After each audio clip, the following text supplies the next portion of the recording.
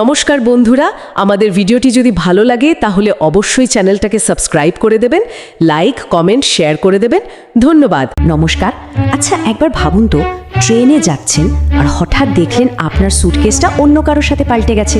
কি হবে? খুব সাধারণ একটা ভুল মনে হচ্ছে, তাই না?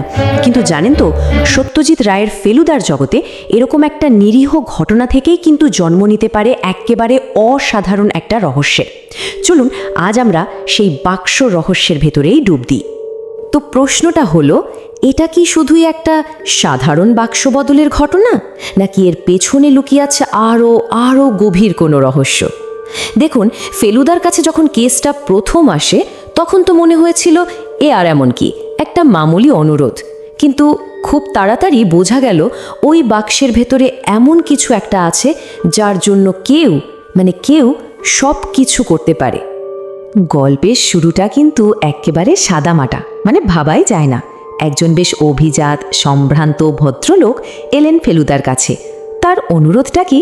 না, ট্রেনে তার একটা বাক্স বদলে গেছে, সেটা খুঁজে বের করে দিতে হবে।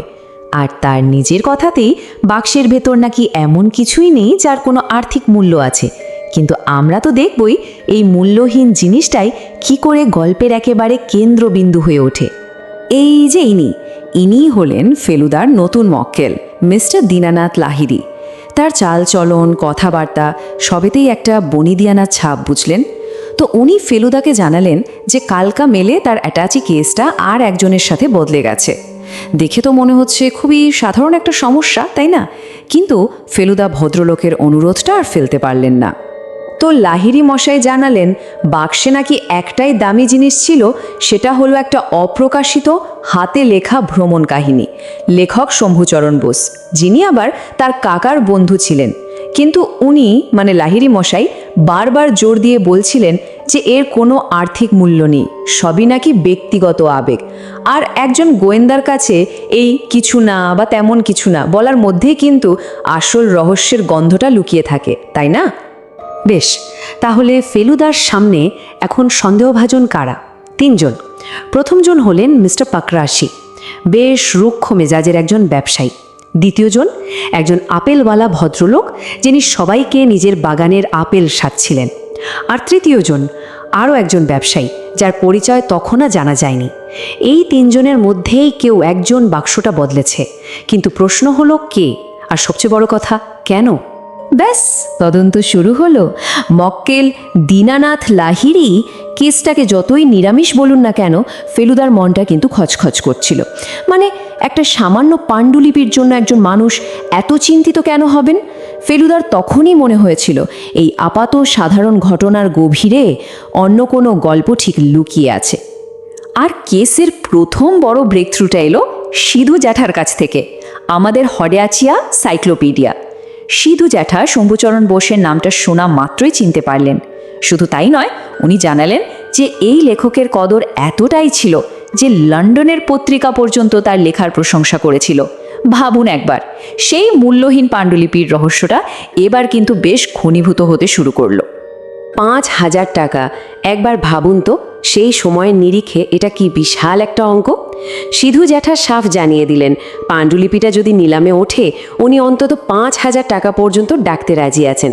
ব্যাস, যেই মুহূর্তে ফেলুদা এই অঙ্কটা শুনল, কেসটা আর মোটেই নিরামিষ রইল না, এটা এখন একটা হাই স্টেকস রহস্য। আর ঠিক এখান থেকে শুরু হয় ফেলুদার সে ক্লাসিক ডিডাকশন।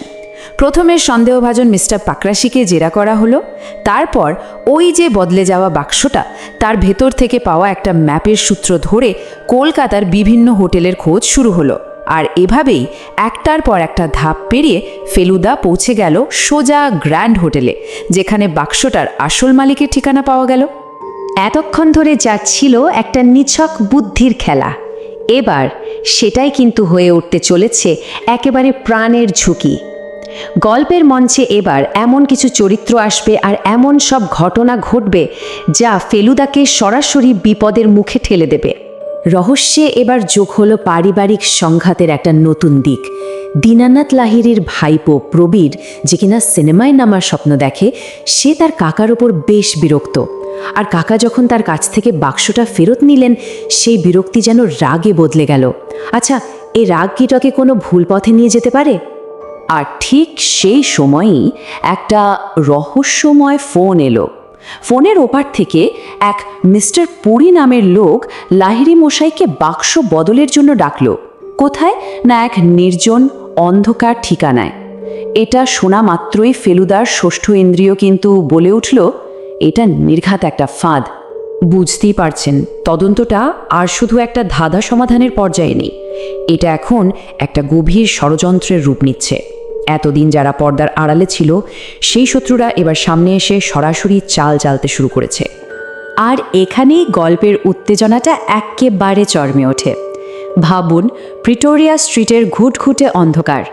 ফেলুদা সেখানে পৌঁছানো মাত্রই অতর্কিত হামলা, তারপর ভয়ঙ্কর ধস্তাধস্তি। আর কিছু বুঝে ওঠার আগেই আক্রমণকারীরা বাক্সটা ছিনিয়ে নিয়ে সোজা অন্ধকারে মিলিয়ে গেল। কিন্তু একটা ছোট্ট ডিটেল, এটা একটু খেয়াল করে শুনুন। আক্রমণকারীর গায়ে মাখানো ছিল সর্ষের তেল। কেন? যাতে তাকে ধরা না যায়। বুঝতেই পারছেন, এটা কোনো সাধারণ ছিনতাইবাজের কাজ নয়। এর পেছনে আছে একেবারে ঠান্ডা মাথার পরিকল্পনা আর পেশাদার অপরাধী। কিন্তু শত্রুরা তো আর জানতো না তারা কার সাথে পাল্লা দিতে এসেছে। ফেলুদা সবসময় এক পা এগিয়ে ভাবে। ও জানতো যে এটা একটা ফাঁদ হতে পারে। তাই তো আসল বাক্সটা বাড়িতে সুরক্ষিত রেখে ও নিয়ে গিয়েছিল একটা নকল বাক্স, যার ভেতরে ছিল শুধু কয়েকটা গেঞ্জি আর ছেঁড়া কাগজ। অপরাধীরা একেবারে বোকা বনে গেল। হামলার ঠিক পরের দিনই এলো সেই বেনামি ফোনটা। ফোনের ওপার থেকে ভেসে এলো একটা ঠান্ডা যান্ত্রিক গলা। সিমলা যাওয়া হচ্ছে, এলে বিপদ। বুঝেছ? বিপদ। হুমকিটা কিন্তু একেবারে স্পষ্ট। শত্রুরা ফেলুদাকে থামানোর জন্য মরিয়া হয়ে উঠেছে।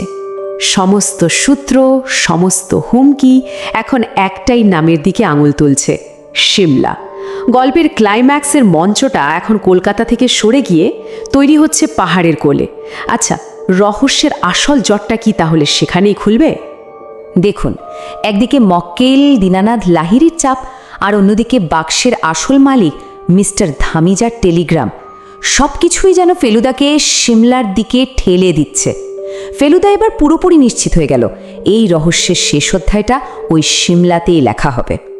আর এইরকম একটা টান টান উত্তেজনার মধ্যে গল্পে প্রবেশ করলেন এক অবিস্মরণীয় চরিত্র, লালমোহন গাঙ্গুলি ওরফে জটায়ু। জনপ্রিয় রহস্য রোমান্স কাহিনীর এই লেখক এই বিপজ্জনক যাত্রায় ফেলুদার সঙ্গী হয়ে উঠলেন, আর এই গম্ভীর পরিবেশে এনে দিলেন এক ঝলক হাসির খোরাক। বেশ, সব প্রস্তুতি শেষ। ফেলুদা আর জটায়ুর যাত্রা এখন সিমলার দিকে। কিন্তু প্রশ্ন একটাই, ওই বরফে ঢাকা পাহাড়ে কি রহস্যের সমাধান অপেক্ষা করছে, নাকি আরও ভয়ঙ্কর কোনো নতুন ফাঁদ পাতা আছে? উত্তরটা জানতে হলে আমাদেরও তো পৌঁছাতে হবে সিমলায়, তাই না?